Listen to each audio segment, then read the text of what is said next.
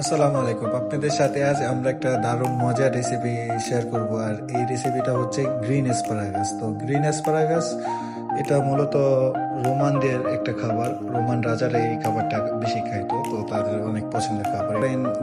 দাসকে বললাম তুই অ্যাসপারাগাসটা সুন্দর করে পিল করে নে। তো অ্যাসপারাগাসটা উপর থেকে ওই একটু সুন্দর করে পিল মানে উপরে স্কিনটা ছাড়ে নিতেছে। তো এই ছাড়ানোর পরে ও আমার দেয়।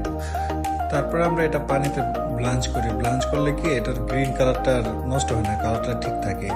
তারপরে আমি এটার নিচে একটা পোর্শন একটা স্কেল করে নেই আমরা। তো এটারে সল্ট দিতেছি আমি এখন। সল্ট দেওয়ার পরে আমি একটু পেপার দেবো। পেপার দেওয়ার পরে আমি নেবো অলিভ অয়েল। অলিভ অয়েল দেওয়া শেষ হলে আমি সুন্দর করে এটার মাখায় নেবো, যাতে সবগুলোর সুন্দর মতো পরিমাণ মতো সব কিছু হয়। তো গ্রিলে ঢালতেছি। তো গ্রিলে দেওয়ার সময় আর দুই সাইডে আমরা মার্ক করে নিব। মার্কটা হলে কি মানে দুই সাইডে মার্কটা আসলে অনেক সুন্দর দেখা যায়। আর গ্রিল করলে অনেক অ্যাসপারাগাসের টেস্টও বাইরে যায়। আপনারা যে কোনো কিছু গ্রিল করে খাইলে ওটার টেস্টই আলাদা।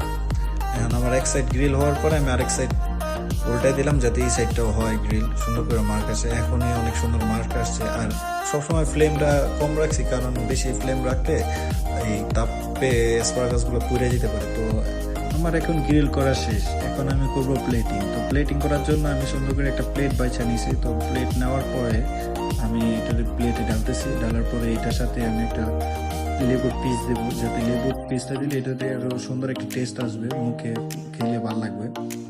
তো এরপরে আমি এটার উপরে একটু অলিভ অয়েল দিয়ে দিব আর একটু সল্ট দিয়ে দেবো। সল্ট দিলে মনে হয় টেস্টটা আরো ভালো হবে। তো সব শেষ।